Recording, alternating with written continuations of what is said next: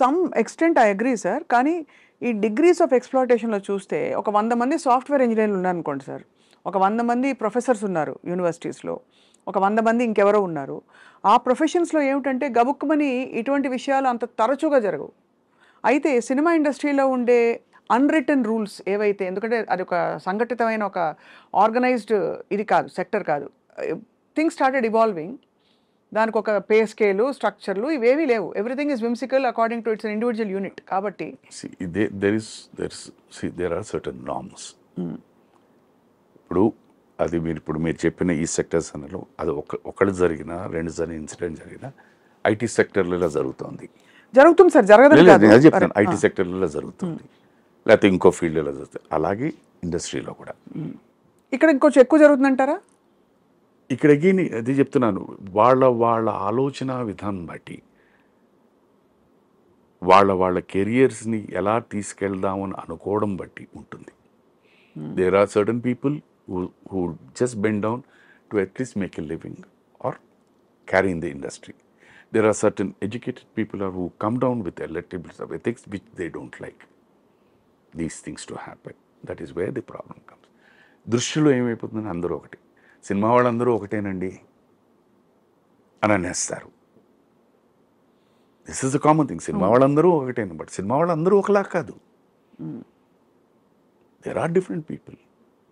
మర్యాద ఇచ్చేవాళ్ళు ఉన్నారు, మర్యాద ఇవ్వని వాళ్ళు ఉన్నారు, ఫస్ట్ పరిచయంలోనే ఏకవచనంతో పిలిచేవాళ్ళు ఉన్నారు, ఎన్ని సంవత్సరాల పరిచయం ఉన్నా కూడా మేడం అండ్ సార్ అనే నాలాంటి వాళ్ళు ఉన్నారు. సో వాళ్ళందరికీ ఏంటంటే నేను మేడం ఆర్ సార్ అని చెప్పేసరి వాళ్ళు చాలా చిన్న చూపుగా ఉంటుంది.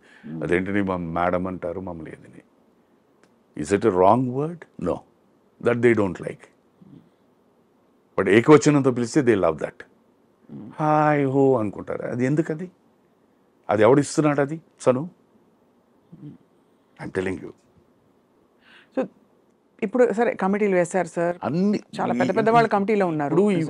ఇది ఈ ప్రపంచంలో చదువు అని పక్కన పెట్టేద్దామా, ప్రతి వ్యక్తికి, అది మగైనా ఆడవాళ్ళకైనా జ్ఞానం ఉందమ్మా. ఏది మంచి, ఏది చెడు, ఏది కరెక్టు, ఏది రాంగు అని అందరికీ తెలుసు. నీ మంచి, నీ చెడు, నీ కరెక్ట్ అండ్ రాంగ్ నీ అవసరాల కొద్దీ మారిపోతాయి. ఇది వాస్తవం. ఒక కోణంలో ఒక దీని దృష్టిలో ఒక దీని మీద ఇది చెడు అంటారు. అదే వారి దగ్గరికి వచ్చారు, అదే దీంట్లో ఇది మంచి. సరే ఐడియల్గా చెప్పండి సార్, ఐడియల్ కండిషన్ ఎలా ఉండాలంటారు? మనిషి తన ఇప్పుడు ఇలాంటి పరిస్థితుల్లో ఇంత దీంట్లో we are all working together. A healthy atmosphere is the most important thing. ఇప్పుడు నేను ఏ వ్యక్తిని ఎప్పుడు ఒక చులకన భావంతో చూడద్దు. ఇండస్ట్రీకి, ఫిల్మ్ ఇండస్ట్రీకి వచ్చే వీళ్ళందరూ ఇలాంటి వాళ్ళే అన్న దృష్టి వద్దు, అన్న థాట్ వద్దు. Give them respect. అయ్యో తప్పకుండా. దట్ ఈస్ ది నేను అనేది. అందుకని ఫస్ట్ నేను చెప్పాను కదా, ఒక వ్యక్తికి ఎప్పుడైతే మీరు గౌరవం ఇవ్వడం మొదలుపెట్టారో the whole system and the whole thinking will change. అది ఇవ్వండి, దాన్ని డెవలప్ చేయండి. అది చేస్తే ఇంకేముంటుంది? Nothing. There is absolutely will not have any problem. But మీ థాట్ ప్రాసెస్లోనే తప్పు అనుకున్నారు అనుకోండి, అన్నీ తప్పుగానే ఉంటాయి. అందుకని మనకి పాత సామెతే ఉంది, పచ్చకామంలో వచ్చిన వాడికి లోకం అంతా పచ్చగా ఉంది. బట్ వాడికి అది డిజీజ్ అది. బట్ ఇవాళ ఉన్న లోకంలో ప్రతి వాడికి పచ్చకామంలే. మీరు దొంగతనం చేసేవాడు చూడండి, వాడు ఎప్పుడు ఎదుటివాడి వీడు దొంగలాగే అనిపిస్తాడు, మోసం చేసేవాడికి అలాగే కనిపిస్తాడు. కరెక్టే సార్, మీరు అన్నది రైటే. ఒక మంచి మనస్సుతో ఒక వ్యక్తిని తీసుకెళ్ళి ఒక హెల్ప్ చేద్దామంటే ఆ మంచితనాన్ని వాడుకుని ఆ మంచి వ్యక్తిని ఎవరైతే హెల్ప్ చేస్తున్నారో అతన్నేమో వెధనం చేస్తున్నారు. ఎందుకంటే ఇక్కడ రెండు two contrasting approaches and thinking. Here is an A who wants to help B. Here is a B who wants to take advantage of this A and make him a fool. So where is the mistake చెప్పండి? ఇక్కడ.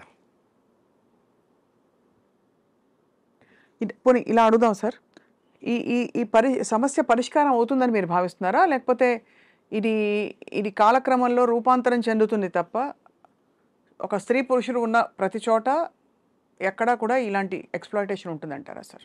అది వాళ్ళ విజ్ఞానానికి నడవడికని బట్టి. వదిలేస్తానమ్మా. ఎందుకంటే నేను దేని గురించి మాట్లాడలేను.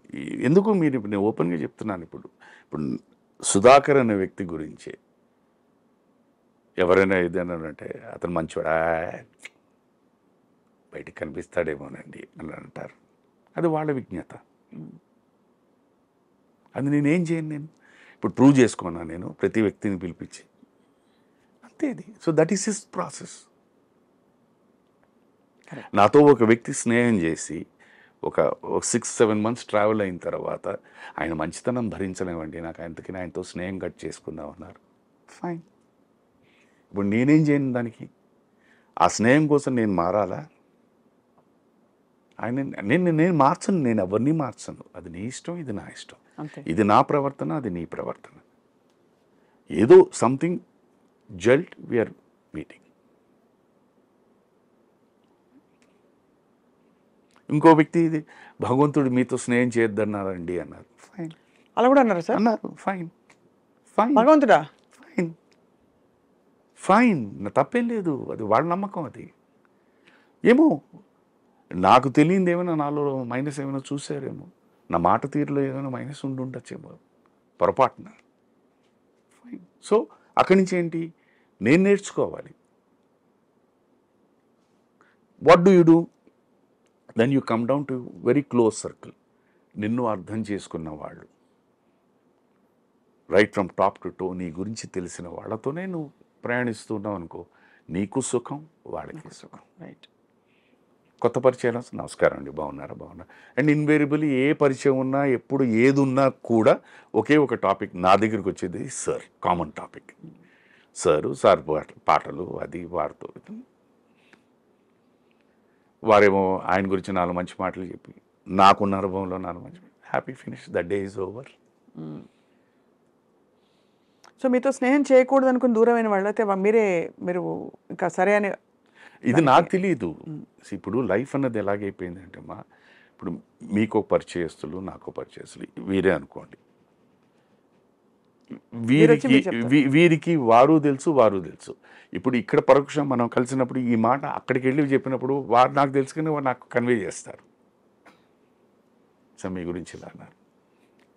ఫైన్. ఆయన దృష్టి, ఆయన ఆలోచన విధానంలో తప్పులేదు. Leave it off. This is what I adopt. Anything ఎక్కడైనా ఇది మనకి ఇది ఇబ్బంది అని మనకు ఒకసారి తెలిసిన తర్వాత గెట్ అవే ఫ్రమ్ ఇట్.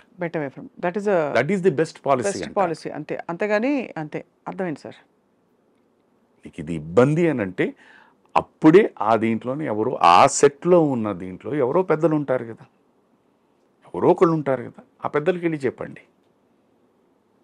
ఇంకా మీరన్న మీ దృష్టిలో అందరూ ఒకేలాగా ఉన్నారనుకోండి, బయటకు వచ్చేయండి. వాకౌట్. అట్లీస్ట్ నీ మనస్సాక్షికి దీనికి నువ్వు you are giving a value to it and then living strong on it. ఇది గొయ్య అని తెలిసిన తర్వాత నువ్వు నేను అక్కడికే వెళ్ళి దూకుతానంటే ఇంకేం చేస్తావు మనం చెప్పండి. దాని తర్వాత అయ్యో ఇంత గొయ్యి ఉందా, ఇంత లోతుందా అని మీరు అడిగితే there is no answer for that.